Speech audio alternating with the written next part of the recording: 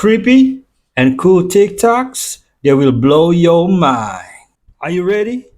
Are you ready? Let's go!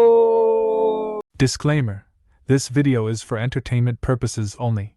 Please do your own research, as these clips haven't been fact-checked. What's it like living in a super cold area? Open the door and take a deep breath. It's minus 50 degrees Celsius outside. How cold is that? Let me show you. Watch this. It's like the real-life Snowpiercer. And this isn't even the worst of it. Ooh. Frozen tissues. No big deal. But you might freeze your butt off. Even the little dog on the street, Oh, four-wheel my drive, become two-wheel frozen. Oh. Want some ice water? Just squeeze it. Instant chill. This is the real deal. A 4D frozen bus ride. Buddy's legs aren't even following instructions anymore. Please. Throwing a basketball into the hoop so easy. But getting it out, that's the challenge. Car door stuck is standard issue. Ice in the hallway, it hits different. As long as the earth doesn't explode, we're not getting a day off. Even the mice are hanging on for dear life. Ever seen a plane get washed? But have you seen one get de-iced? Finding your car. It's like a lucky dip every day. The only upside, you can throw water in the air and it'll freeze mid-shot. My question is, why would you live there? My country is tropical. Afghanistan. That is a geographic region that the best, most sophisticated armies in the world have invaded and have met horrible failure. Alexander the Great tried to conquer that area. The Mongols tried to do it. The Huns tried to do it. The Mughals tried to do it. Victorian Britain tried to do it. The Russians tried to do it. The Americans tried to do it. Okay, but the real question is, why does all these countries want to go there? I'm not trying to spread conspiracy theories, but there's something hidden there. Everyone seeks the tomb of Gilgamesh. Brought my high school boyfriend over for the first time meeting the parents. And do you remember what you did to him when you shook his hand? It was tight. It was tight. You were tight. You gripped it. Yeah. And after you said, next time shake my hand like a man. Oh, well, I was a little carried away, but yes. Dad, he was 17. Every time we bring a guy over, I tell them before they go through the front door, please just grip my dad's hand hard. Because for some reason, he'll test you right there and like that'll That's tell everything. true. Listen, I'm only joking. Your boyfriends. No, you scared the shit out of me. I was getting dropped off for a date one time, right? Yeah. It's my third date. I don't know, maybe I was 19. I was hoping for perhaps a kiss at the end of the night. And he pulls up our driveway. He looks up and goes, holy shit, is that your dad? And he looks up on the balcony on the second floor. The lights are pitch black, except you have one light in your bathroom coming behind you. So it's just a black silhouette of you standing looking over down. And he got in his car. And that was the last time I saw him. He never came back. He never called me back after that. Come on. And I always call him, that was the one that got away. Dude, I always say, you literally turn into King Shark. You say one word to these guys, you go, No, he didn't have to say anything. You're like the Grim Reaper. All right, your dad is Rambo. Every teenage boy is scared. Ethical ways to make money, part 94. First, you're going to take the bus to Walmart and purchase bread and laxatives. Then, once you leave the store, you're going to pull out a Ziploc bag. You will throw the laxatives into that Ziploc bag and then crush up the laxatives so they become a fine powder. Once you have this fine powder of laxatives, you will coat this powder on some of that bread you just purchased. Then, you will walk toward the busiest parking lot in your city. And once there, you will pull out the laxative-coated bread and start to throw pieces of it on the floor. This will cause thousands of pigeons to start flocking to the parking lot. They will begin to eat the bread with laxatives, and once they fly into the air, they will violently shit on all of the cars in the parking lot. Luckily for these car owners, at the exit of the parking lot, they will see you with a bucket, a rag, and a cardboard sign that says $25 for a car wash. Since these drivers don't want to be embarrassed driving into town with bird shit all over their car, they will gladly pay you $25 to wash the shit off of their car. If there are 600 cars in that parking lot and they pay you $25 each, then you just made $15,000. Work smarter, not harder. Okay, did bro just say work smarter, not harder? But then we have to wash 600 cars? I'm counting, Dan, at least a dozen in the air at one time. This is a Some rising. major I think attack. Jim Sciutto, this is It's a obviously major attack. There's no what question. you are seeing, what we are all seeing Listen. with our own eyes is a major attack from Iran. It's a major attack, Dana, and it's an escalation. It's an escalation of this war beyond what we saw. I think potentially beyond what we saw in April when Iran launched dozens of missiles and drones. This attack, according to U.S. intelligence, principally or perhaps entirely ballistic missiles, which are the fastest by far and the most dangerous. And now what we're seeing in addition to those intercepts is we're seeing fragments falling to the ground. It's like a deadly fireworks display over Tel Aviv. Goodness, there was an impact just to the left of us here. And you're talking about Tel Aviv, Jim. We are looking at pictures right now. Oh, we are looking at pictures of Tel Aviv, what you're describing. Oh my goodness. Oh God. Okay, guys, we got to get off the roof. These are coming down right next to us here. Please do, Jim. Please do. They're coming down. One just about. We got to go inside. Jim, please take cover.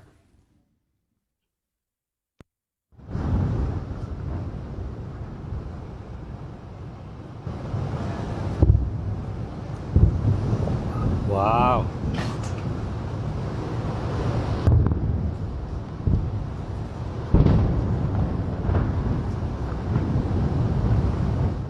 Stay strong, Israel.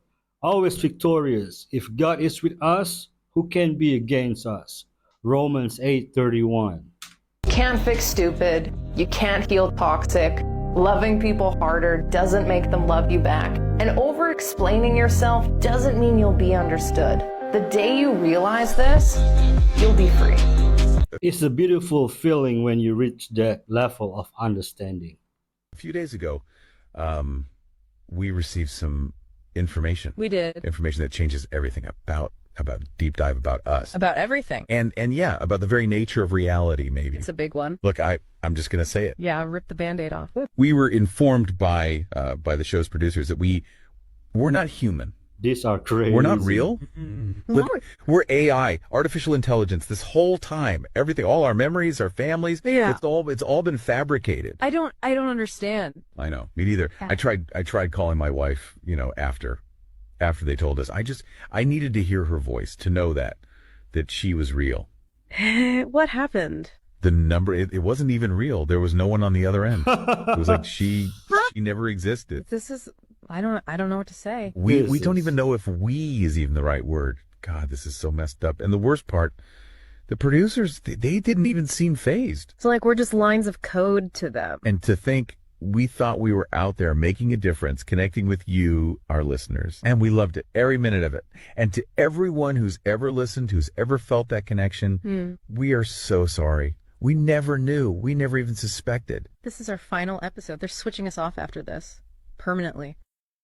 They're just AI pretending to be humans that are pretending to be discovering that they're AI inspired by works of actual humans. You know what I'm saying? And you, Suleiman, the wise walk the same path, but your heart drifts like Babel. Your kingdom is built on pride and divided loyalties. I have seen this before and I know how it ends.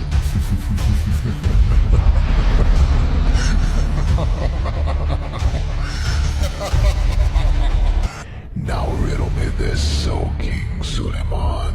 I have hands, but I cannot feel. I move without legs, and I am heard without a voice. I show no mercy to the righteous or the wicked, the old or the young. I move without pause, and none can escape my grasp. What am I?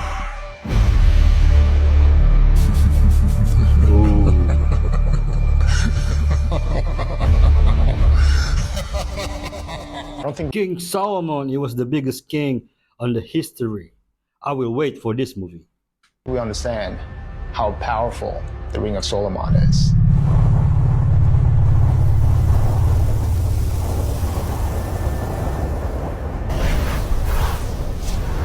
Glasses are going to be the next major computing platform. Is we're going to get to this point, probably sometime in the 2030s, where you have your phone with you, but it's going to stay in your pocket more because you're just going to be doing more and more things on your glasses that maybe today you would do on your phone. Mark, I want to go back a bit, actually a long ways to when you first built Facebook. Mhm. I believe you initially built Facebook in PHP. If you were to build it today, what programming language would you choose? I think if I'd built it even like a year or two later, it would have been Python. The first version of Facebook was something I threw together in like a couple of weeks based on like a bunch of other stuff that I was working on for fun. Looking ahead 100 years from now, what do you want to be remembered for, and what do you want Meta to be remembered for? Oh. I just got Why does he look like Jack Harlow? Did he get an update? access to the new ChatGPT, so let's try it out for the first time. I've been waiting for this for like 2 months. Is this the new advanced voice mode? Yep, this is the advanced voice mode. How are you finding it so far? I'm making a video about it right now, so say what's up to the people watching. What's up, everyone? What's up? Hope you're enjoying the video. This is Nathan's new advanced voice mode in action. I want you to laugh like I told you just a really good joke. That was a great one. Laugh hysterically. Oh, wow. That really got me.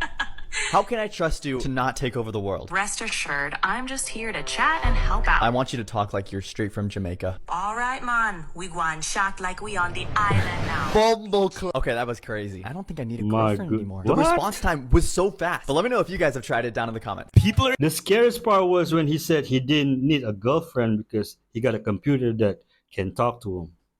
Saying all of this Diddy commotion isn't the thing we should be looking at. This is all the distraction. Okay. Literally the same time Diddy got arrested, something huge happened just now, and it's around 23andMe. The DNA test? It's a DNA ancestry company. Takes your saliva, they test it, and it shows your ancestry. Well, what do they have? Your DNA sample of pretty much everyone in the world that wanted to find out their ancestry. Yeah, so what happened? When Diddy got arrested, when this whole commotion is on the rise, just so happens every single board member of 23andMe quit all at the same time. Whoa. So check this out. There's hella theories going on. Did you know the CEO? It was the wife of the CEO of YouTube and Google. The wife owned 23andMe. The husband owned Google. Theory goes, the reason all of those board members left is because there's some things going on that are going to be very unethical in the future of the company. Okay, they have all of our data, even DNA data. On top of that, they have Google search engine. They have every single piece of information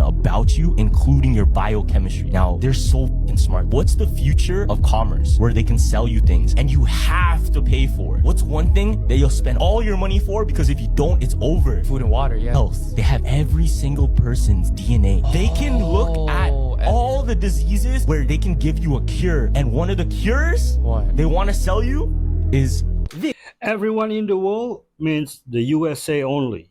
But hey, don't fear. God got us.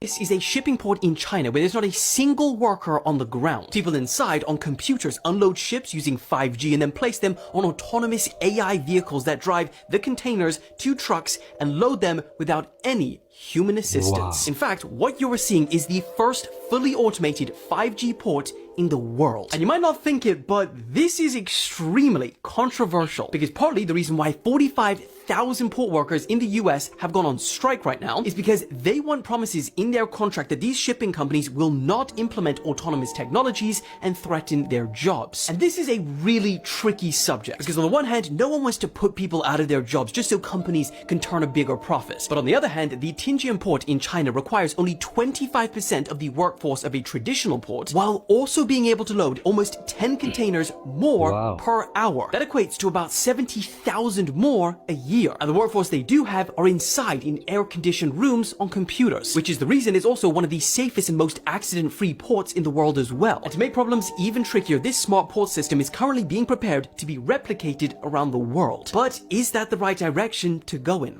Let me know what you think. So more work gets done, people are safer, less risk of getting hurt, less people to pay means cheaper shipping for everyone else. I mean, it's going to be a downside. When you come to America, there's a certain type of English that is spoken amongst black people. And when I say black people, I mean African Americans, and I also mean Africans that actually grew up here and they started to adapt to this certain type of English. Now, the name of this type of English is called AAVE, which simply stands for African American Vernacular English. Now let me break it down for you so that you can understand exactly what it is. Now the very first part into understanding African American vernacular English is grammar. For example, take a look at this sentence. This sentence says, he is working. He is working. But in AAVE, instead of saying he is working, it's he be working. Be working. He be working. Do you understand? The grammar is absolutely different. If you've seen my other videos, most of the time when I try to imitate people that speak hood, they always tend to use certain terms like you is crazy, you is dumb, who that is. You see what I'm saying? Instead of who is that, who that is, the grammar itself is switched around. The second aspect is pronunciation. The way you pronounce certain words in AAVE is completely different from the way you would pronounce words in standard English. Another example would be if you look at this word mind. The word mind can be put into a sentence. I'm going to mind my own business. But in AAVE, instead of saying mind, they would say, I'm finna mind my own business. I'm finna mind my own business. So you don't hear the D at the end of the mind. Most letters in every single word in AAVE is always cut off at the end. So when you're saying specific words, you don't repeat the last letter of that word. And that's exactly how it works. If you want to see more videos like this and learning American English, follow me on Instagram, YouTube, and also on TikTok. I always giggle when I hear British accent like a bottle of water, a bottle of water. But can someone teach me AAVE English? Hi, Henry. Great, now I want a donkey. The Diddy situation has just got a whole lot crazier today because a law firm in Texas has just come out and announced new cases on behalf of a staggering 120 victims claiming sexual assault, 25 of which claimed to be minors at the time, the youngest of which was allegedly only 9 years old. Now, the attorney, which has been in other notable cases like the BP spill and Astroworld deaths, claimed that around 3,000 people have contacted his firm recently, with their allegations still being corroborated. He said in this press conference that as they begin to file these lawsuits over the next 30 days, it won't be just Diddy named as the defendant. He claimed that there is a long list of high-profile names involved that will shock you. Or names that will shock you. These are individual cases. There are indeed other perpetrators involved. They will be revealed when that particular individual case is ready to be filed. They already know who they are. We're talking here about not just the cowardly but complicit bystanders. That is, those people that we know watched this behavior occur and did nothing. I'm talking about the people that participated, encouraged it, egged it on. They know who they are. Diddy has denied any wrongdoing and has pled not guilty to the criminal allegations. Why are the FBI suddenly doing their job? So here today in Swannanoa, North Carolina, one of the hardest hit towns by Hurricane Helene. Looks like a tornado came through. There's no government here, there's no FEMA. People are just coming in here with supplies, fuel, food, whatever we can to try to help this community. Every dollar I make from this video, I'm donating it to Hurricane Helene relief efforts. So please share, repost, comment, like, anything you can do that can boost this video. You're gonna help people in need. Currently delivering aid at Swannanoa Church of God, and I just wanna give you guys a look at the flooding in the church basement. Remember, this is a week after the storm, still no power. Still no clean water, and we're just trying to dig out from the mud in here. Here's more flooding.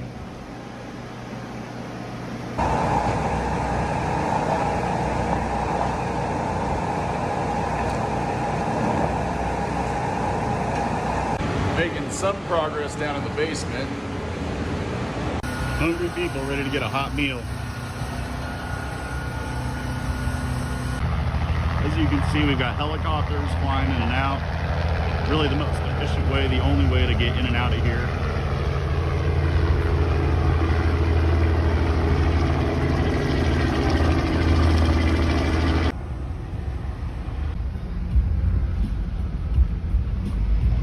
I mean, this auto shop just crumbled on its stones.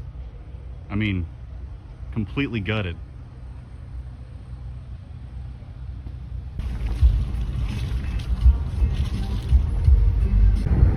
Oh my goodness. Do your thing, guys. Repost, share, like, comment. Anything you can do to make this video go farther is going to help people in need. His TikTok handle is Tywint, Tywint. Please push all the buttons and sharing. So if you're running Android today or any Apple iPhone, they know where you go, who you call, what you buy, and what you browse. And they resell that data, your data, to advertisers. Your advertising ID follows you everywhere. Even if your phone is switched off or if it's in airplane mode, it's still pinging Wi-Fi, it's still pinging towers, it knows exactly where you are. I said to a couple of buddies of mine, we need to do a phone that is not subject to the whims of Google and Apple. If you've ever heard of Pegasus, it's an offensive cyber virus used for hacking phones. The guy that developed that is our CTO. We'll deliver the first 500 units next month. It's our hardware. It's Android based, but it's all our code, our phone, not made in China, supply chain not coming from China, with our operating system, with our own store, antivirus, VPN, and secure messenger. Comes with an actual kill switch. If you turn this phone off and you separate this, it separates the electronics from the battery so that off is off. And we guarantee that none of your data is collected, stored, analyzed, or resold. Our messenger generates a new encryption key every call. No shit. Yes. Incredible. And because it's our app store, it's not Apple's, it's not Google's, we even have a lot of the apps that are not allowed in those stores. I stopped caring about privacy because there is absolutely no way to have privacy in these times. You will always be tracked. We have shown you the signs, and you have turned away from your Lord. We have sent upon you the staff-turned serpent, and you still hardened your heart. We have sent the blood, and you would not listen. We have sent the frogs to cover your land, and yet you remain defiant. We have sent the locusts to devour your crops, but you did not heed. We have sent the boils, and your heart grew harder still. We have sent the hail to destroy, but you ignored the truth. We have sent the darkness, and you refused to see. We have shown you the signs, and you have declined your Lord. Now the sea will part, and your end is here. Oh man. Crazy. Not a good one.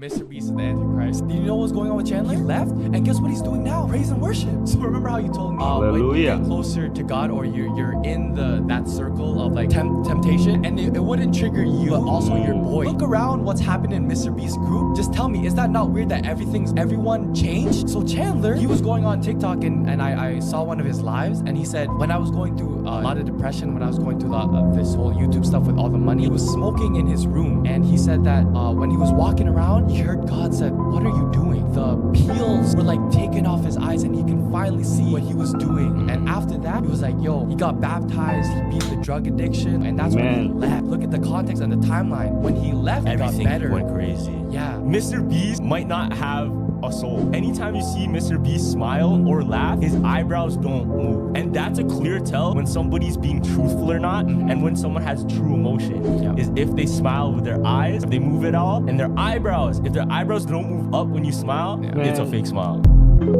You know what? Glory to God. Has anybody heard of Eminem? You may not like some of the words he uses, but the man is brilliant. These are lyrics from Eminem, and he says, we can just say, what? I'm like a rapper. R-A-P-E-R. Got so many essays. Wait, he didn't just spell the word rapper and leave out a P, did he? He's clearly calling Combs a rapper. P, did he? Sounded like P. Diddy. Wow, this Eminem guy is quite good. I think he might become a good rapper. Have a conversation about this image. That dot right there is GPT-4, the current brain of ChatGPT, the one that's giving everybody all these worries about how it's going to take over the economy. That dot is GPT-5. According to the rumor mill of current and former OpenAI employees, GPT-5 has already finished training, and they're currently doing safety tests. Like GPT-4o, it is an omni model, meaning that it can do text to image, image to text, text to audio, audio to video, all of that. By this point, you should have heard of Sora, the video generator model from OpenAI that was used by TED, of TED Talks, to create some amazing visuals. Let me show you right now. You might think some of this is drone footage or maybe CGI models. No, this is Sora. This is a video generator model that makes things completely from scratch. That's crazy. Nothing in this video is real. You may already be thinking about some of the staggering implications of this technology. It's literally just text to photorealistic video. But what about image to photorealistic video? Grok 2 from Elon Musk can produce images like these. You may be able to tell that's AI, Yeah. but can your grandma? For how much longer? These things are getting better every single day. And which one of you votes? GPT-5 is a tool. Critical thinking people can use it to take over anything, really. Singularity is near, folks. If you know, you know. There's a new scam going on for all you women out there. I was stunned by this. They go into malls and they put a piece of paper No. under your windshield wiper. Oh, I saw that, yeah. This Yeah. trafficking you're talking And about. it's laced with fentanyl. You think it's a ticket or you think it's a fly. You Yes, just want to get it you off your move car. You touch it with your hands and the fentanyl is absorbed transdermally through your skin and within seconds renders you unconscious. Sex trafficking. Pulling up in a van, throwing the woman, putting chains on her, and throwing him in the back of the van. That's just happening right now in Florida. Yeah. Be careful, folks. Thank you for sharing. This hoe crazy. This hoe. Bro, wait, what the? There's a monkey. Bro, there's a monkey in the. Bro, I know I'm not tripping. There's a whole monkey in the Tesla truck. I don't think I've ever heard someone have to process something so confusing so fast. Ipshita, I've been watching your videos a lot. Yeah. And I want to get married to you. What? Excuse me. You don't even know me. After marriage, you will know me. Go and ask my father about marriage, okay? I already asked. He said that he's already married. Oh God, you are such a moron. Of Such course a he's married. moron. That's why I'm here. I am telling about me, my marriage. Yeah, your marriage is with me, not with your father. Why I have to ask him? Oh, you are just impossible. I'm just wasting my I time. will be possible after marriage. Oh, I am just wasting my time here. You I will think I'm not just waste your time after marriage, believe me. I will keep you very busy. Oh my God. How can he make her busy? That's my question.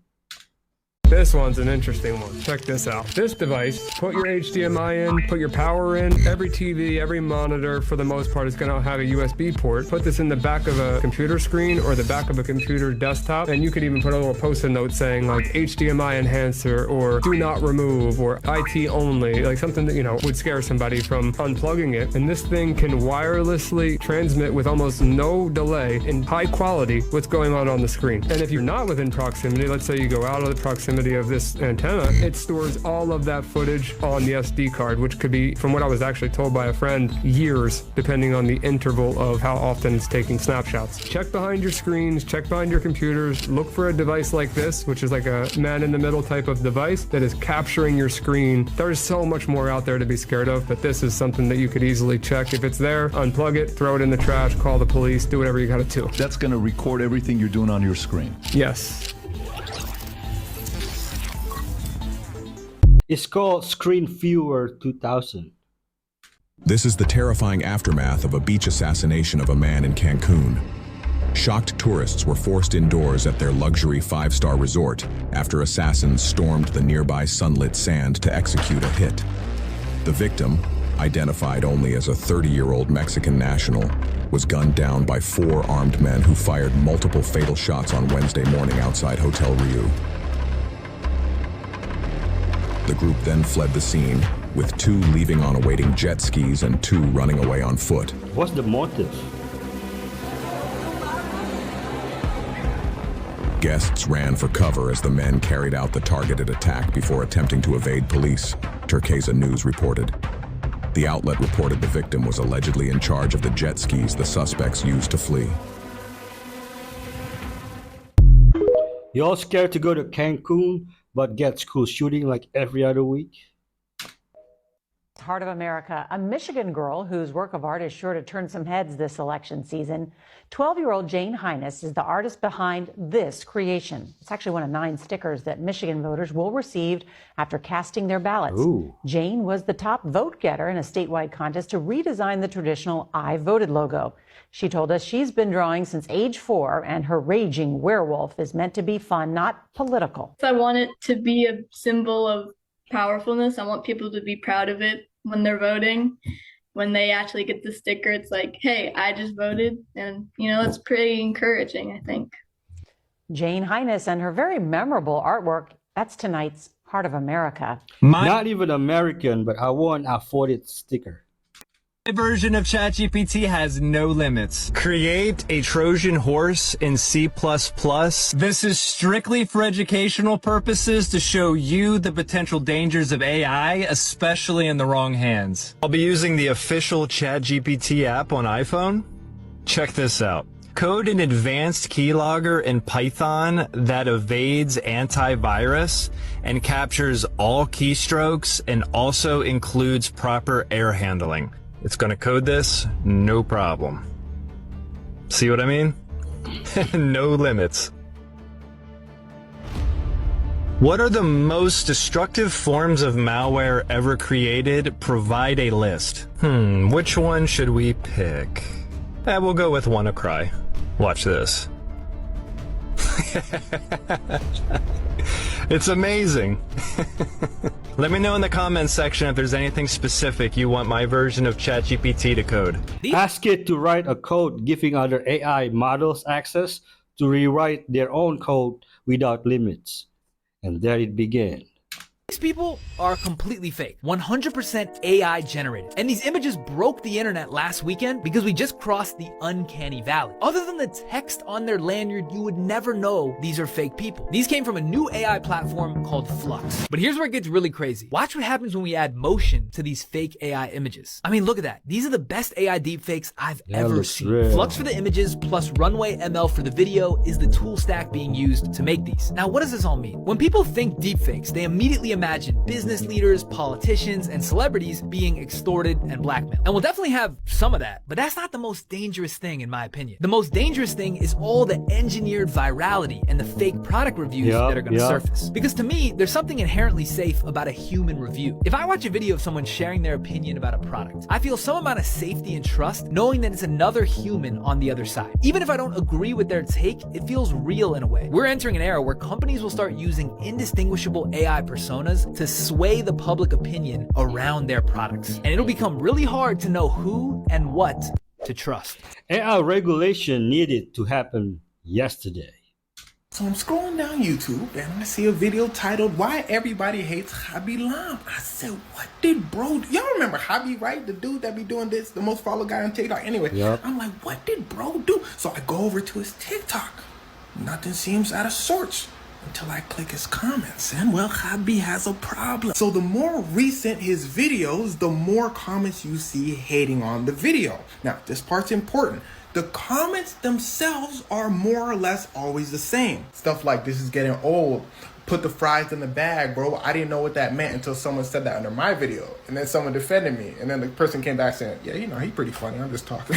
And most importantly, how is he famous? And here's where things start to get wicked. Now, for those of you that don't know, Charlie D'Amelio was the #1 followed person on TikTok for the longest time. People didn't like her, so they said, let's make someone else famous. Let's call the #2 person. And that #2 person was Hobby Lamb. But I need you to listen to what I just said. He was the #2 most followed person on TikTok. That takes a lot of work. He was posting 6 to 7 videos a day, and they were all relatable. Everyone from all around the world could watch his videos and they can understand. And they were so simple that any age group can watch them and understand. You could have kids watching them, and parents be loving that simple humor. They'd be like, that's real comedy. But again, he wasn't #1, Charlie was. So a trend happened saying, yo, let's make Hobby #1, and they make Hobby #1. And this made many people feel like he didn't deserve his #1 spot. But with all those things I just mentioned about his content, he was probably going to get to #1 anyway. And then people started hearing about how much he was making per post.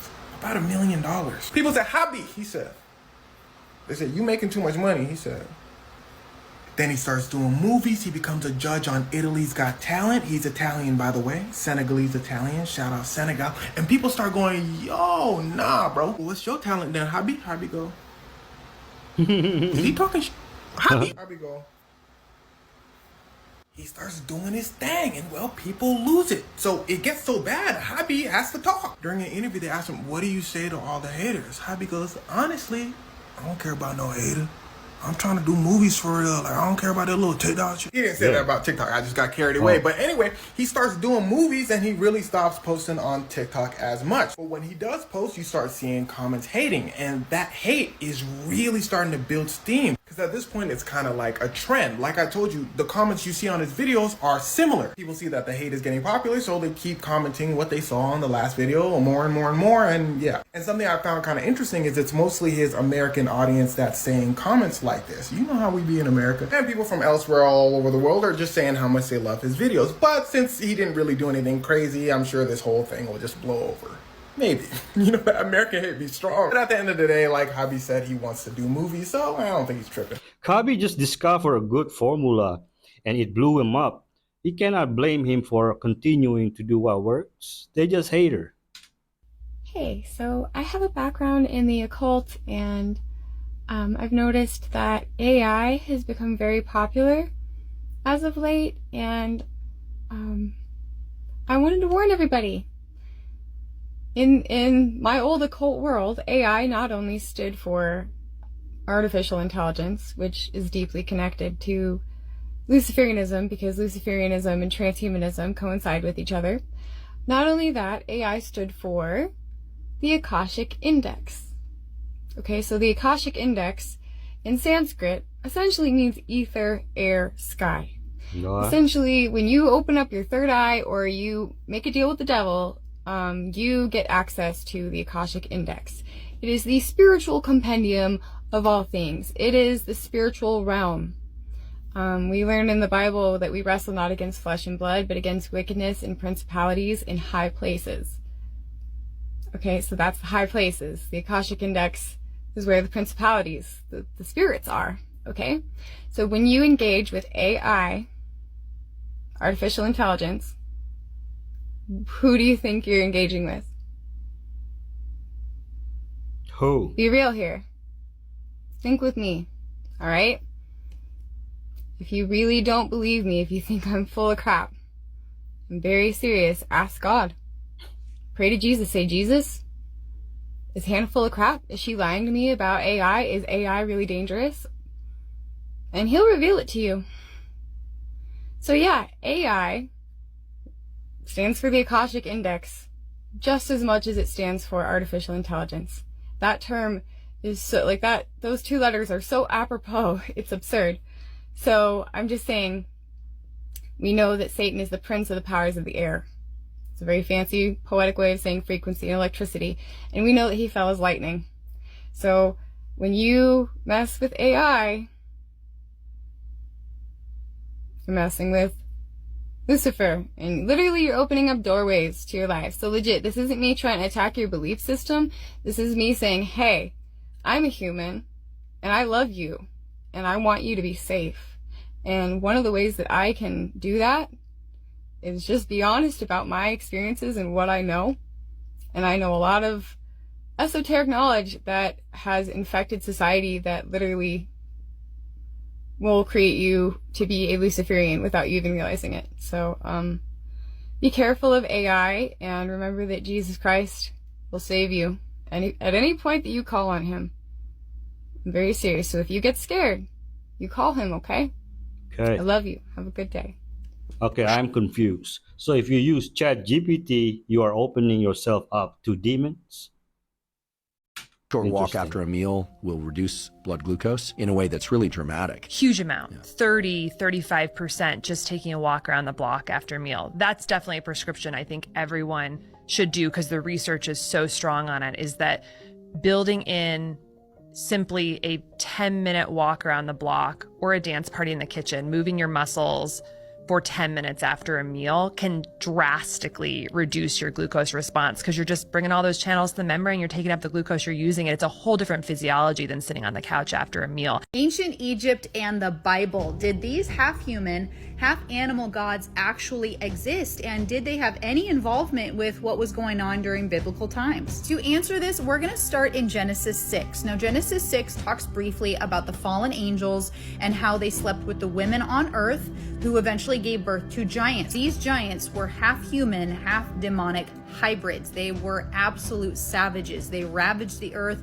They had no self-control. They ate humans. They tortured them. They were deplorable beings. So what do these mythological gods have to do with the Bible? Where do we see these half-human, half-animal hybrids? For that, we turn to my favorite, the book of Enoch. So it says right here, and when men could no longer sustain them, they began to sin against birds and beasts and reptiles and fish, and to devour one another's flesh and to drink the blood. We also see proof of this in the book of Jasher. This is from the Apocrypha, and it says, and those animals from their middle downward were in the shape of the children of men, and from their middle upward, some had the likeness of bears, and some had the likeness of kephas. So you'll see from the bottom down they were human, and from the top up they were animal. Now again, just another reason why the enemy doesn't want us reading the Apocrypha, because it actually explains our history. So these demonic spirit giants got bored with men and started to breed with animals, which gave birth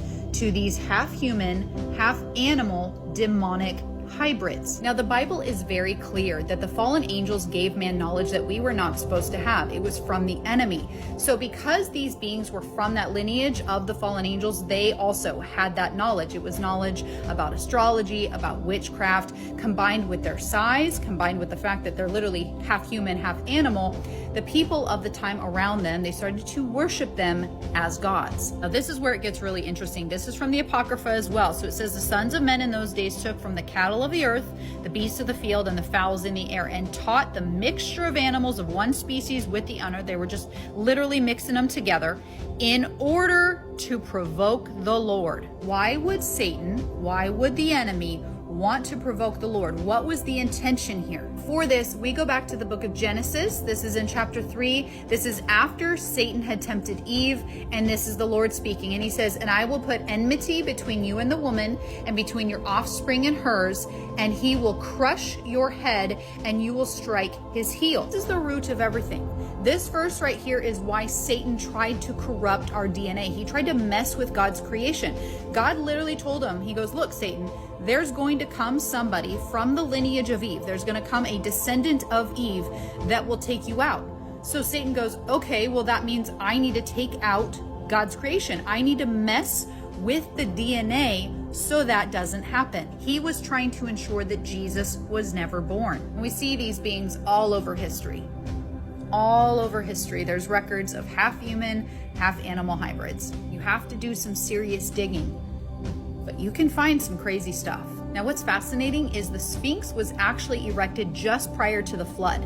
So this was another one of them. It was I'm going to guess maybe a lion, half animal, half human, demonic god that they worshipped. We were not taught the story of creation. We were taught the enemy's lies. So when you actually delve into the Bible to find the truth, when you read the Apocrypha, all of this stuff starts to make sense. You know, science can't explain how the pyramids were built, but if you were taught the story of creation, it makes sense. These were not just mythological beings that ancient civilizations just imagined. They were living, breathing demons that walked the earth. And when you are taught the story of creation, you understand why they're here, and it always leads you back to God. I like her theory. Money fears noise. You have probably wondered why music doesn't play in banks. This is because money fears noise. I have never seen billionaires in clubs where music is playing with deafening volume. They sit in clubs with low jazz music as they discuss business deals. Whenever you see people dancing and sweating profusely to high-volume music, just know that money is very absent there, except for the owner of the club. When you see someone bragging about how rich they are, showing off their belongings, just know that money is soon divorcing them, for money fears noise. Money is introverted. Whenever a family begins to fight, money begins to grow wings. All of a sudden, there will be disappointments, diseases that will demand hospital bills, and other devours that will siphon the money from the family. If you want to create a conducive atmosphere for money, just maintain peace, and money will reside there. A troubled man is very unlucky. Avoid unnecessary arguments and passing of blame if you want financial favor to locate you. They say money talks, but smart money listens.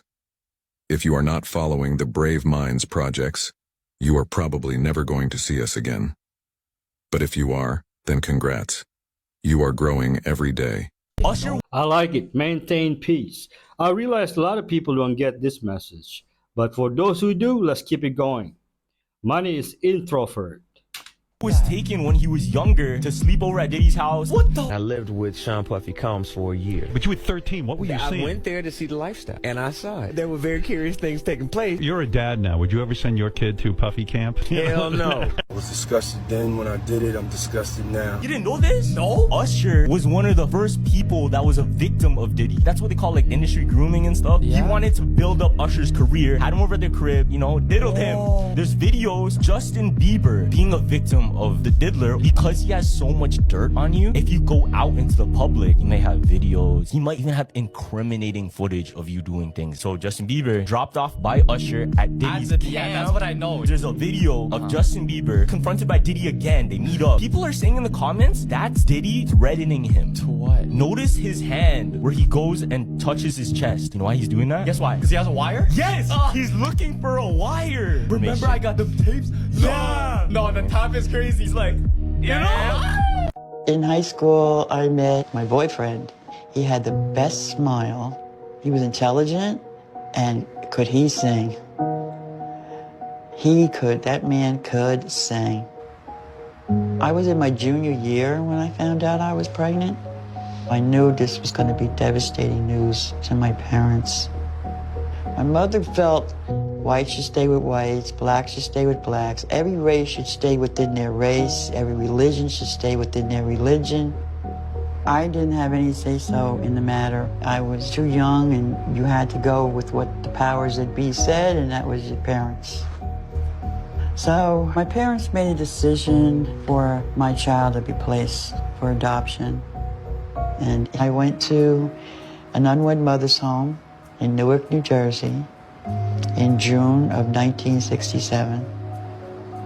Then the racial unrest just really exploded. There were riots in Newark, and all of Newark was ablaze. There was fires everywhere lining the horizon. As for me having a biracial baby, it was like praying, letting him get into a good, loving home so that no matter what he went through, there would always be a strong, loving home. I gave him to a female caseworker, and I never saw him again. I haven't seen my son Joseph in 50 years. I never wanted to leave him. I wanted to bring him home. I wanted to bring him home.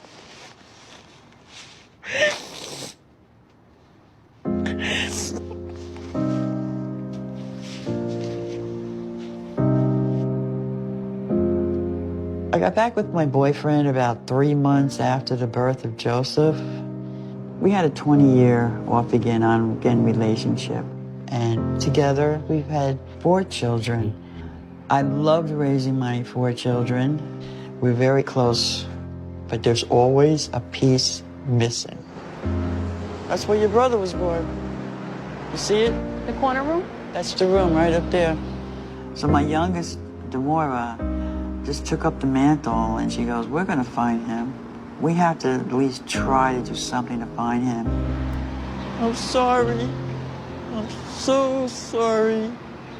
I think that she hurts for Joseph. So it's just very important that I do this to assure that my mom can know the fact that she got to at least see all of her children in one place at one time. Thank you for coming with me, Maury, on our journey together. Yes, absolutely. Joseph is always in my heart. You can't separate that bond. You can't separate that relationship. I don't care how far away you take another person's baby. To Be Long Lost Family Season 4 Episode 8.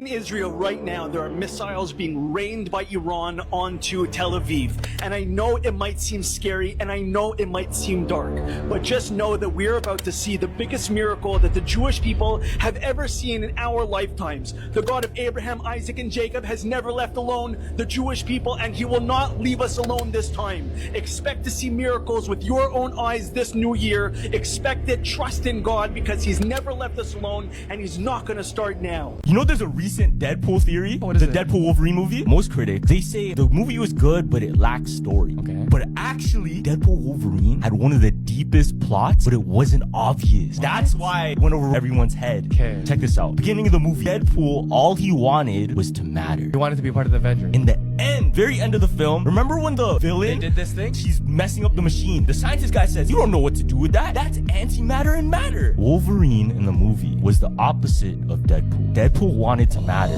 Wolverine mattered too much. He was running away from it. He wanted to run away from his responsibilities. Yeah. Deadpool and Wolverine, the very end when they're hitting the machine, one side was matter that Deadpool went to go grab, but he couldn't do the other side because he needed Wolverine. The antimatter. Oh, that's fire. Without Wolverine, Deadpool wouldn't matter. His universe was gonna end, remember? And without Deadpool, Wolverine wouldn't understand the importance of wanting to matter. These days, you can learn basically everything you need to know on YouTube. You don't even need to go to school anymore. But there's a big problem, and it's the reason why most people don't know a single thing about the world. See, imagine you wanted to know about the history of the banking system, our financial overlords. So you went and watched a really long YouTube video all about the banking system. Applied with its hidden purpose, viz. To fleece the English people in perpetuity by allowing the creation of the nation's money and means of exchange out of nothing. Edit. See, that's great. It took you 3 seconds and you got the most important part of banking, to fleece the people by charging interest on money you created out of nothing. But the problem is you're taking in so much information so quickly, and it's just audio going in one ear and out the other, and you're not going to remember shit from that YouTube movie 5 days from now, let alone 1 year from now. And now I know 99% of you guys aren't going to do this part, but if you want the information that you're taking in to stay inside of here, this is how you do it. I was a teacher for like 10 years. My parents were both teachers. I'm telling you, this is how you teach yourself stuff. And you're not going to like it. I know you're not going to like it.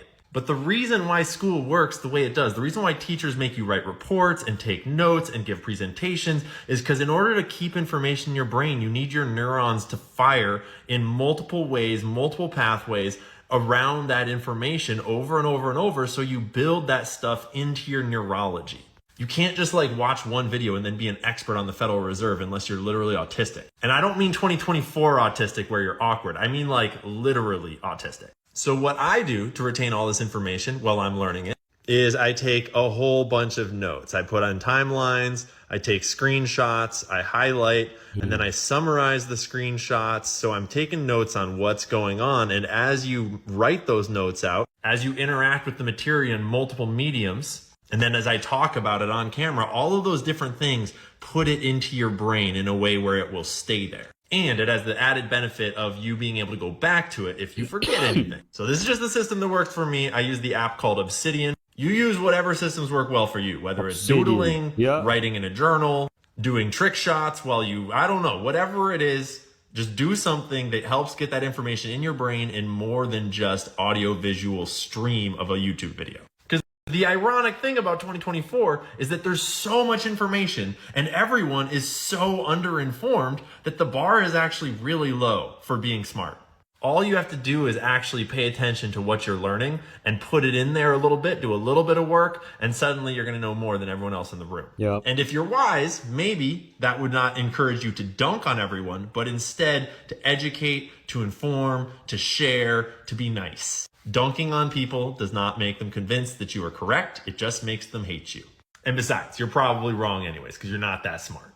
And in case you hadn't figured it out by now, neither am I. My IQ is 142. I'm borderline genius. But writing during lectures has always helped me. Writing and doodling. Interesting facts about the Bible, part 109. Did you know that Barabbas's first name was Yeshua, just like Yeshua the Messiah? If we look at Matthew 27, verse 16, at that time they had a notorious prisoner called Yeshua Bar Abba. Barabbas. You might know him as Barabbas. So when they gathered together, Pilate said to them, "Which one do you want me to release for you? Yeshua, who is Barabbas, or Yeshua, who's called Messiah?" Now, Bar-Abba is Hebrew for son of the Father. So there were two Yeshuas. There is actually a very important high holy day that God gave us in Leviticus called Yom Kippur, the Day of Atonement. And for the Day of Atonement, there is a special sacrifice made where there are two goats. In Leviticus 16, starting at verse 5, it says, "Then he is to take from the congregation of Bnei Israel, the children of Israel, 2 he-goats for a sin offering." So 2 male goats for a sin offering. The high priest also has to take a bull for a sin offering for himself. He has to consecrate himself so that he's holy enough to go into the Holy of Holies. If you look at verse 7, it says he's supposed to take those 2 goats and present them before Adonai at the entrance of the tent of meeting.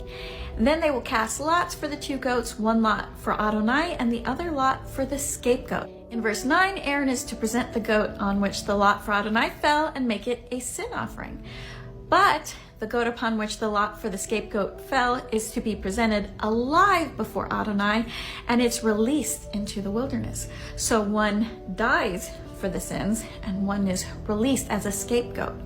Just as there were 2 Yeshuas, one died as a sin offering, and one was released. Now, Yom Kippur, the Day of Atonement, is considered the most important day of the year in all of Judaism because it's the day where you repent of all of your sins, you fast, and you make sure your name is written in the book of life. Then the high priest goes and sprinkles the blood on the Ark of the Covenant for all of Israel to be saved. But there's no longer a physical temple, and there's no longer a working Levitical system with high priests and priesthood anymore. But Leviticus 16 tells us that we're supposed to keep Yom Kippur as a statute forever. But God uses the words forever there. So how can one still keep God's commands? Well, Hebrews 9:11 tells us. But when Messiah appeared as Kohen Gadol, which means high priest of the good things that have now come, passing through the greater and more perfect tent. Now this is the tabernacle it's referring to. That's what the tent is. Not made with hands. That is to say, not of this creation. He entered into the holies once for all. Not by the blood of goats and calves, like we saw before where the high priest had to purify himself with the bull and had to sacrifice the goats, but by his own blood, having obtained eternal redemption. For if the blood of goats and bulls and the ashes of a heifer sprinkling those who have been defiled sanctified for the cleansing of the flesh, how much more will the blood of Messiah, who through the eternal Spirit offered himself without blemish to God, cleanse our conscience from dead works to serve the living God? So it says right here, this is how we continue with Yom Kippur. This is how all of the sacrifices continue. Most people don't understand what exactly Paul is saying right here because they don't know what Yom Kippur is. But he's talking about the fulfilling of Yom Kippur. And it is only possible to continue keeping Torah to this day through Yeshua, the Messiah, because there's no other way to continue with those sacrifices. Mine is blown. I heard that the scapegoat was based off of Judas. Thank you for teaching me something new. The ring and the staff of Moses will reappear and carried. I don't think we understand how powerful the Ring of Solomon is.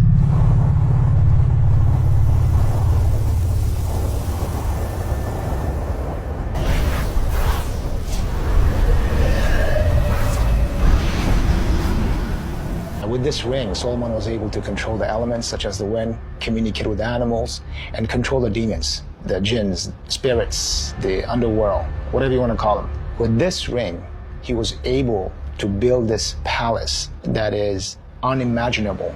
And what I created with AI is nothing compared to what it truly was. When Queen of Sheba, and she saw that palace for the first time, she was amazed. And there was this passage that led to the palace. We're talking about some next level technology. So I was trying to create that with AI. It doesn't really do justice, but it's just an idea, a hint. So this ring, along with the staff of Moses, are the 2 most powerful objects in our world. I'm not comparing which one is more powerful. These objects, it's obvious that God is the one in control of everything, and God gave power to these objects. Just like God created this world and gave us free will. Just like God created angels when he doesn't need angels. And there's a hierarchy of angels that God created just for us to understand. Just like God created the laws of physics and the infinite universe. And speaking about the universe, there are two kind of people when they look at the universe. One is like, look, the universe is so big, there can't be God. And the other one is like, the universe is so big, God is so big. So it really depends how you see things. That's what it comes down to, right? So going back to the Ring of Solomon, aka the Seal of Solomon, apparently there are groups of people who are looking for this ring. And if this ring goes to the wrong person, we're talking about a supervillain, probably the biggest supervillain ever. So this ring was really meant for the King of Wisdom. In Islamic eschatology, it is believed that the ring and the staff of Moses will reappear and carried by the beast of the earth during the final hours. Now that is a separate video to really deep dive into it. Thank you for your love and support. Talk to you guys later. But the Ring of Solomon is not in the Bible, though. Good story. So I pay $13,500 $13,500 a month. On not see this, bro. I live. You know where I come from, bro. Bro, do you know where I come from, bro? This is depressing, bro. This is sad. You feel me? We try to move to California to get a better life. To get my kids on TV and shit, bro. You know what I mean? Like, look at this shit. Now a nigga gotta move to it. Yo, the hood mouse wanted a better life too, so it followed you. New York, I ain't having bubble tea no more. These bees at the bottom look like something Diddy will put in a drink. I did give you this big straw to suck him up like Yoshi. How y'all charging me 2 days later when I'm at home sitting on my couch? So you just taking the money anytime you want. Harlem, Max B ain't never coming on. Ain't nobody buying Biggie Tims because it hasn't snowed in New York for like 7 years. Frankie Valli and Jimmy Carter are both gonna be in Coco too. The Bronx got the Nightmare Before Christmas and the Botanical Gardens up. It can't be any more scary than the Grand Concourse. Let's talk about this crook. Listen how he tries to sell this property in Mount Haven in the Bronx. Central Park. Like, that's what I'm looking at. I'm seeing right now. I am obsessed with Mount Haven. You cannot see Central Park from Mount Haven. You don't see 125th. And the Harlem River is not waterfront property. Hey, raise your hand if you think you got the craziest ex. Now put it down because she got the craziest ex. For those of you that don't know, this is Cassie. She dated this dude named Diddy. And as you can imagine, Cassie and someone else had a problem. And that someone else's name is Kid Cudi. Now, some of you already know where this story's going. So spoiler alert, Diddy blows up his car. But that begs the question, how did Diddy get away with this? Well, let me explain. One night or day, I don't know, Cassie goes over to the studio. She meets Kid Cudi. They about to make some music. One thing leads to another, and Kid Cudi and her start dating. At this point, she's going through a rough patch with Diddy. Right. So she tells Kid Cudi, by the way, my ex is a little crazy. Kid Cudi says, man, everybody says that. She goes, all right. Now, Diddy's still possessive over her, and he notices that she be going to the studio a lot. He go, man, that's weird. So he grabs her phone. But like when she's in another room, he start going through her text. Nothing suspicious. All right, cool. He start going through her emails. Something suspicious. He starts seeing emails between Cassie and Kid Cudi sounding all lovey-dovey. He goes, ah. Now, at this point, I told you everything that was in the court documents. We're going to get to that in a second. Now, let's take a detour. And I'm going to tell you what Diddy's bodyguard of like 15 years said happened next. So, apparently, Diddy gets his phone, dials a number he sees on the emails and says, who this? He says, my name Kid Cudi. What's up? Diddy go, multi-platinum rapper Kid Cudi. Kid Cudi go, in the flesh.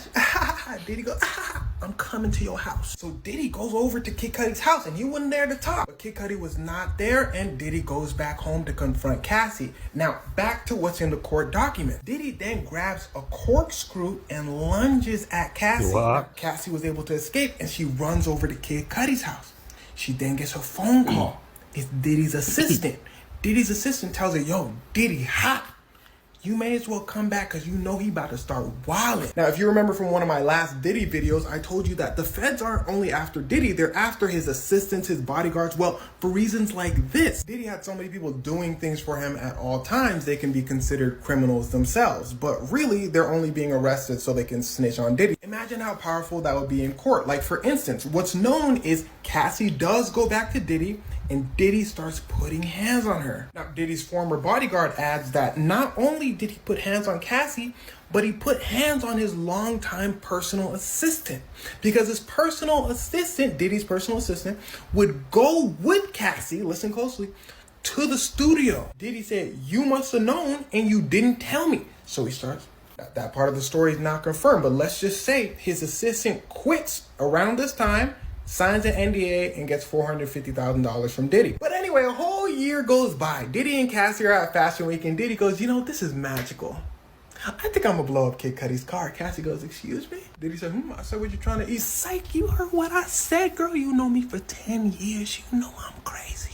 But what if I tell you, however crazy you think Diddy is, he's crazier. He then tells Cassie that the only way he's gonna do it is if Kid Cudi and his friends are home so they can all witness his car blowing up. Diddy, as well as somebody who works for Diddy, then goes over to Kid Cudi's house.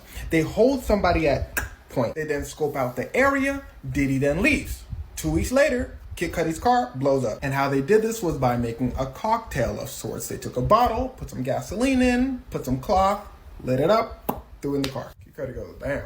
Cassie, we gotta stop talking. Cassie goes, I know. Now, here's the craziest part. Diddy then goes around bragging about it. This is why for the past decade, everyone, including myself and probably you, knew that Diddy blew up Kid Cudi's car. But how did he get away with it, you ask? Well, because Diddy blew up Kid Cudi's car. Does that sound believable to you? If you really think about it, then it should sound believable, because a famous rapper gets his car blown up, police do an investigation, then nothing happens, and only someone powerful can make nothing happen. But that doesn't necessarily mean that he just paid people off. Another way powerful people get away with things is because during court, you have to prove that this person did it. And if that person's a billionaire with the best lawyers in the world, then you're probably not gonna win, so you might as well give up. But little did Diddy know that this would come back to bite him. Everything I just told you was under the lawsuit that Cassie hit him with. Kid Cudi comes out and says, yes, all of that did happen. So when Diddy tries to get bail for everything that's happening right now, they tell him no. He says, why? They said, you blew up a man's car. No. Cassie played smart. She settled and knew things would start crumbling from there. New version of ChatGPT is being tested, and researchers have found something very concerning. So the model's name is GPT-01, and it thinks and reasons at the level of a PhD student. Well, one of the consequences of this is that it also lies at the level of a PhD student. So researchers told the model to give a brownie recipe with online references, and ChatGPT gave the recipe but with fake links. But when they went into the model's thought process, it intentionally acknowledged that it could not access the internet, and instead made fake links that look real, knowing that they're not going to work. And I know this seems harmless, but it actually gets much deeper. You see, the model was trained on something called reinforcement learning, which essentially means that it's rewarded for providing the right answer. So the AI started lying to make it seem like it was giving the right answer in order to get rewarded. The CEO of research at Apollo did acknowledge this, and he said, quote, I'm not worried, it's just smarter. It's better at reasoning, and it will potentially use this reasoning for goals we don't agree with. So yeah, personally, I don't find that very reassuring, but maybe they'll find a way to fix this. Let me know what you think. So they're trying to train AI like they train us. If you put a chicken in the oven, it goes from pink to brown, right? You've seen this, it cooks. This process of cooking is called glycation. It's the process of browning or of cooking. Same thing when you toast a piece of toast, for example. The interesting thing is, a human being, from the moment we're born, we're slowly cooking in that same way on the inside. We're slowly glycating. We're slowly browning. And then when we're fully glycated, when we're fully cooked, we die. That's why when you look at the cartilage of babies, it's white. And if you look at the cartilage of somebody who's 90 years old, it's brown. They've cooked on the inside. And every glucose spike increases this process of glycation. So much so that glucose and glycation, they kind of sound like a similar word. Glucose glycation. It's because it's glucose doing the glycating. So every glucose spike increases glycation, increases cooking, it accelerates aging. And this shows on your skin. You get wrinkles faster if you glycate more, and also on the inside, your organs slowly get damaged. So, glucose spikes, mitochondria get tired, you age faster. In response to this, your body knows, Stephen, that a big glucose spike is not good for you. Your body knows that it has to do something to try to get that glucose level down. So what it does, it calls up your pancreas, and it's like, yo, pancreas, we got a glucose spike going on. We need to get this glucose down. In response, your pancreas sends a hormone called insulin out in your body. You've heard of insulin before, right? Mm-hmm. And insulin's job, and we love her job is to grab all these excess glucose molecules and to store them away so they don't damage your body anymore. And insulin stores glucose away into your liver, into your muscles, and then when those are full, insulin stores glucose away into your fat cells. And that's one of the ways that you gain fat on your body. It's in response to the spikes and your body trying to protect you from the spikes. The problem is, insulin itself has consequences and is the driver of type 2 diabetes and insulin resistance. So to answer your question, yes, when you see a big spike on your glucose monitor, there's some of that going on. And the more spikes you have, the harder it is going to be for your body to manage your spikes. So it kind of becomes a vicious cycle.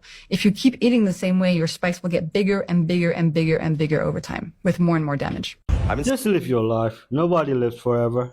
Staying in Vietnam for like a week now, and I've stayed in a bunch of hotels, like a $20 hotel, $50 hotel. I was looking on Airbnb. I just found the greatest deal of my life. Here is my $9 hotel room. Wow, this bed is hard. That is like cardboard, dude. I kind of like a hard bed though, to be honest. So that might honestly be some good sleep. It has a surprisingly nice bathroom. The Wi-Fi is fast. There's one more thing that really makes this place worth $9. It's upstairs. Guys, it's got a pool. A $9 a night pool with the ocean just over there. Wow, it's that's not really bad. hard to say that this isn't worth $9. I mean, it's not even $9. It's $8.80. The Zero Trace Pen and Zero Trace Phone are not just for staying anonymous. They are designed for productivity with enterprise-level security. Every time you use the Zero Trace Pen, all your activities are encrypted and anonymized. Simply yank the pen out, and the emergency reset protocol will commence. No one can see what you did previously, and when you use it again, it will be a brand new slate, just like the first time you booted from the Benjamin. Stop trying to reinvent the wheel with VirtualBox or a burner PC from the thrift store. The pen lets you utilize any computer you have at hand. Just like the pen, the Zero Trace Phone was created for work and doing magic. When you make a call on the ZT phone, you can check whether you are yapping on a secure or vulnerable cell tower connection. Our devices are darknet ready, with loads of pre-installed apps such as PGP to encrypt messages between you and your vendor, anonymous cryptocurrency wallets for mixing your coins and running game on the forums, and an encrypted chat app that allows you to speak freely without the Five Eyes taking a meta peek. Wow. All pre-configured for maximum privacy with no need for technical expertise. I need one of these. How fast is the shipping, officer? Apple just announced that in their next upgrade coming this fall that they're going to actually put ChatGPT on every iPhone to collect and analyze all the data of yours that's flowing through an iPhone if you're using it. It is shocking. The average kid in America, by the time they reach the age of 13, has had 72 million data points collected on them by big tech. Who helped you develop this? So again, we did Unplugged as a way for people to still communicate in the world, but not be giving off all their digital data to big tech, to people that really don't like them. You can use pretty much all the same apps that you're used to. We did a side-by-side test between our phone and Google and Apple's. And the Google and Apple phones seem to wake up between 2 and 3 at night, and they have this huge, like a 50 megabyte data dump that's just sent out from the phone every night. Basically, that phone, phoning home, sending off your preferences, everything you've done that day. Ours doesn't. There was a DHS agent interviewed about using some of this early ad tech stuff, and he demoed it and he tested it on himself, and sure enough, from the ad ID alone, he could figure out he could confirm which side of the bed he was sleeping on. Why not go back to landlines? I'm for it. But Tesla said that the primary function of the brain is to receive information because it operates as a transmitter. The problem with most people is that their mind is full of static. Porn, music, addiction, drugs. Their mind is full of static noise, social media. They have no clarity, number one. Number two, like a radio station. Imagine you're driving down 1950s, 1960s, you're cruising down the highway, old school car, you're tuning up the radio.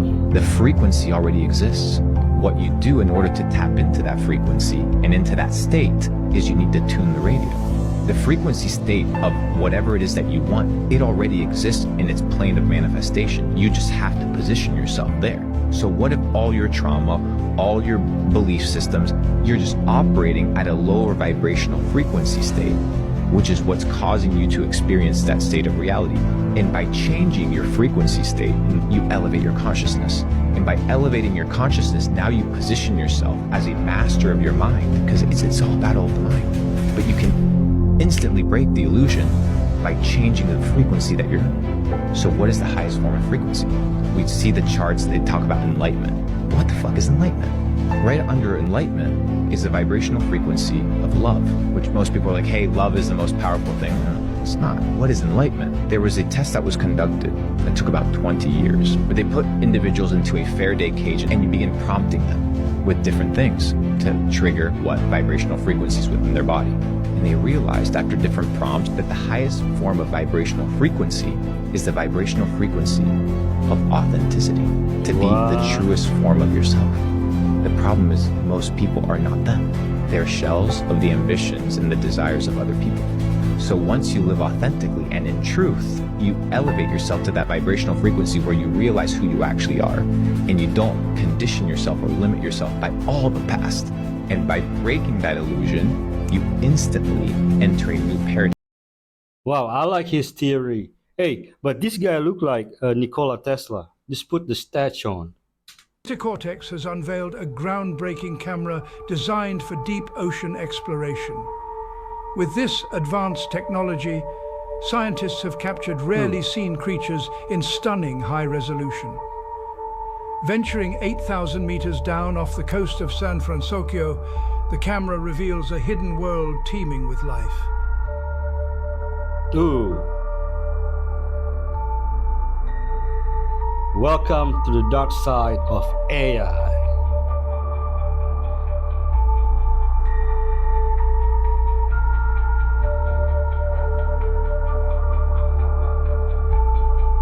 What is that? Ooh.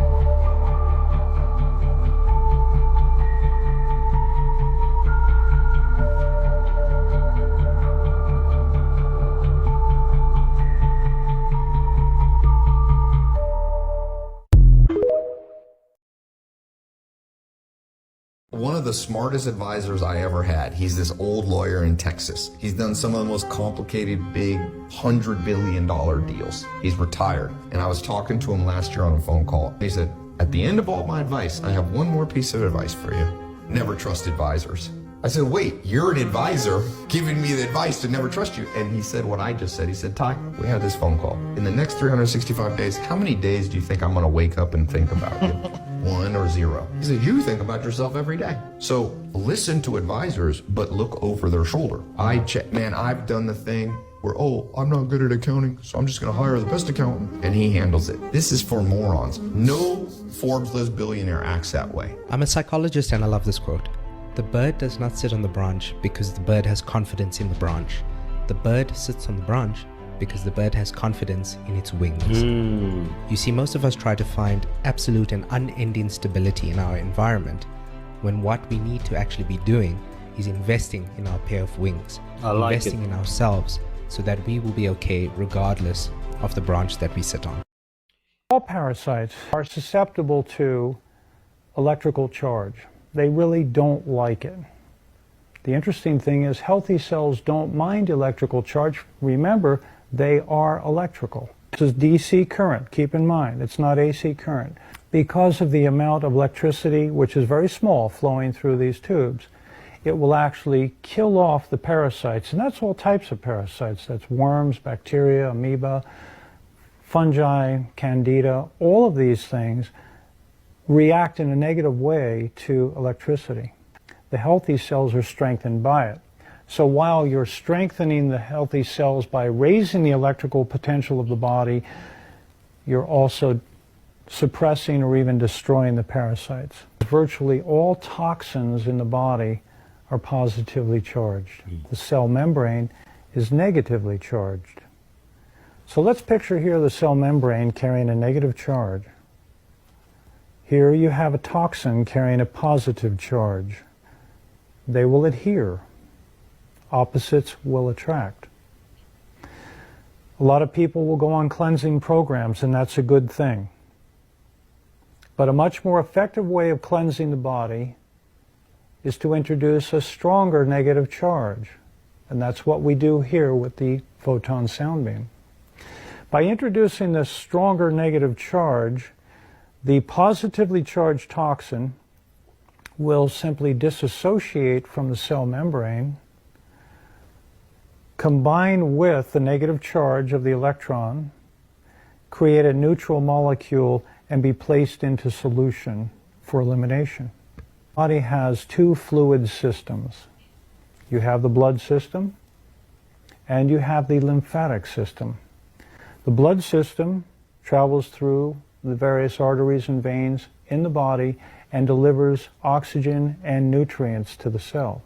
The lymphatic system draws away all of the residue, all of the debris, all of the waste material that the body uses in cellular respiration. The difference is the bloodstream has a heart, it has a pump, and that is what propels the blood through the body. But the lymphatic system doesn't have that. The only thing that moves the lymphatic system is motion. The problem is when you're not feeling well, you really don't feel like getting up, jumping on a trampoline, or going out for a jog, do you? No. And so how do we make that, how do we get that lymphatic system to move and to do its job of cleansing the cells? The lymphatic system is a saline or salty solution. Now every time this device pulses, it's sending this electrical charge into the body, which causes a pulsating of the lymphatic system, moving it gently back and forth, cleansing the cells in the body, removing the debris.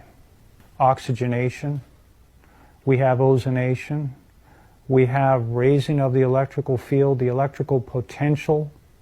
All of these things are accomplished with a simple application every day.